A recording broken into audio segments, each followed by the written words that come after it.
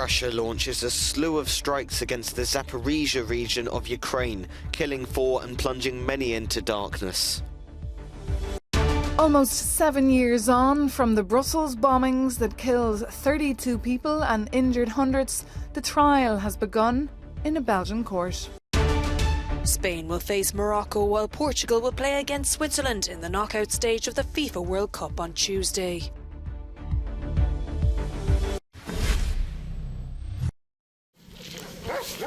This is what's left of a district in the Zaporizhia region of Ukraine after Russia launched 70 missiles towards the country on Monday. According to Kyiv, most were shot down despite Moscow saying it had hit all of its 17 targets. Ukrainian President Volodymyr Zelensky nonetheless announced more casualties. He said, "Every Russian missile shot down is concrete proof that terror can be defeated, but unfortunately we still cannot give complete security to our sky. There were several hits. Unfortunately, there are victims. As of this time, there are 4 people killed in Russian strikes today. My condolences to their family and friends." The strikes again disrupted Ukraine's power grid, and this time neighbouring Moldova was also affected. A number of cities and towns were plunged into darkness, including Lviv. This resident of the city said, "It's impossible to get used to something like this, but you can certainly adapt. Human beings can adapt to everything. We have flashlights and power banks, everything you need to feel comfortable in this situation." Meanwhile, blasts hit 2 Russian air bases. Moscow blames Kyiv, although it hasn't claimed responsibility. The spokesperson for the Russian Defense Ministry said, despite the attempts of the Kyiv regime to disrupt the combat work of the Russian long-range aviation with a terrorist act, a massive strike was carried out by high-precision air and sea-based weapons on the system of military control and related targets of the defense complex, communication, energy and military facilities of Ukraine. Meanwhile, families continue to leave the newly liberated city of Kherson because of the constant Russian shelling there. Moscow's forces remain nearby, just on the other side of the Dnieper River. Ukrainian officials have indicated that Ukrainian forces plan to continue offensive operations over the coming winter to capitalize on recent battlefield successes and prevent Russian forces from regaining the battlefield initiative. The Institute for the Study of War states that Ukraine's ability to maintain the military initiative and continue the momentum of its current operational successes depends on Ukrainian forces continuing to conduct successive operations through the winter 2022-2023. Now, the think tank says that Russia lost the initiative in summer after its offensive in Donbas culminated. Ukrainian forces gained and have retained the initiative since August 2022 and have been conducting a series of successful successive operations since then, liberating most of Kharkiv region in September, Kherson city in November, and is currently setting conditions for more Ukrainian pushes elsewhere this winter. Now, this could be the northeast of Ukraine around the Svatove and Krymina area where Ukrainian forces continue their counteroffensive operations. And some of the most fierce fighting is in the east of Ukraine, specifically that's around Bakhmut. Russian operations are continuing to expand manpower, ammunition and other military assets while making limited tactical gains that have limited operational utility, as the Institute for the Study of War has previously assessed. The UK Defence Ministry adds that Russia has prioritized Bakhmut as its main offensive effort since early August. However, the campaign has been disproportionately costly relative to these possible gains. There is a realistic possibility that Bakhmut's capture has become primarily a symbolic political objective for Russia. The capture of the town of Bakhmut would have limited operational value, although it would potentially allow Russia to threaten the larger urban areas of Kramatorsk and Sloviansk. Almost 7 years after the Brussels bombings that killed 32 people and injured hundreds, the largest trial the country has ever organised has begun. 10 men stand accused of playing a role in the attacks that took place on the 22nd of March 2016 at Brussels International Airport and in a busy metro station in the EU quarter.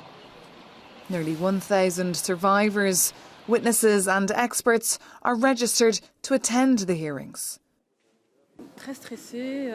Very stressed, also very anxious about what is going to happen. It's the first day, so it's obviously very difficult. I hesitated until the last moment and I told myself that we would have to be present at some point. There are also testimonies planned. So little by little, we'll see how it goes, and when you're accompanied, it's always easier.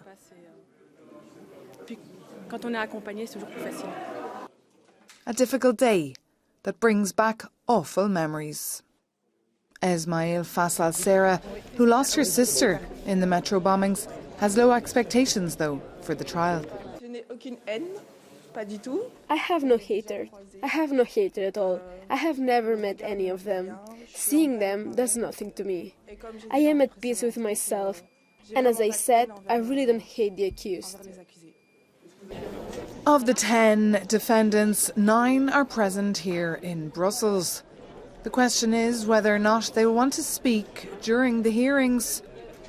Their lawyers say it's necessary that they all be heard and that they can express themselves. I really believe that the most important thing is to listen to the civil parties. It is dignity. It is listening to their suffering. And the concrete consequence for us will be to say we are not hiding behind the right to remain silent, but we are convinced that we must have a judicial debate and that we must speak. We must explain ourselves. We must answer the questions of the civil parties. We must also have responsibilities. It's not just the 9 people in the box who are responsible for what happened. According to the timetable, the trial is expected to last between 6 and 8 months. Maeve McMahon, Euronews, Brussels. Violent protests broke out in the Greek city of Thessaloniki late on Monday. The angry demonstrations followed a police shooting of a 16-year-old boy after he allegedly filled his vehicle at a petrol station and drove off without paying. The teenager remains in a critical condition in hospital. The officer accused of shooting him in the head has been arrested and suspended from duty. Around 1,500 people took part in the protest, which ended without any arrests or injuries reported.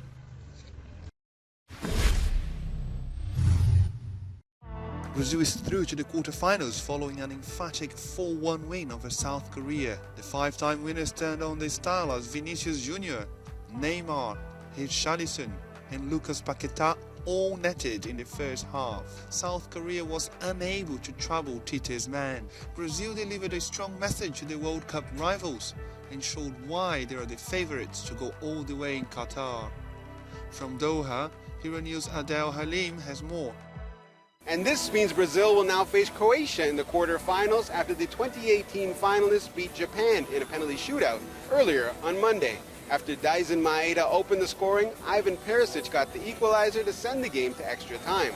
Japan pulled off 2 upsets in the opening round, stunning both Spain and Germany, but their miracle run has come to an end. Meanwhile, Croatia is now undefeated in 10 of its last 11 World Cup matches, the only blemish coming 4 years ago against France in the final. They'll now prepare for Friday's quarterfinal match against Brazil at Education City Stadium. Adel Halim, Euronews, Doha. Spain will be looking to bounce back from their loss to Japan in the group stages when they take on Morocco on Tuesday. This last 16 clash will take place at the Education City Stadium, and despite being favourites, Luis Enrique's men know they'll have to step it up a gear if they want to progress. Morocco could become just the 4th African team to reach the quarter-finals. Later on in the day, Portugal will lock horns with Switzerland, and the focus will likely be on the newly signed Cristiano Ronaldo, as Euronews' Sam Ashu reports.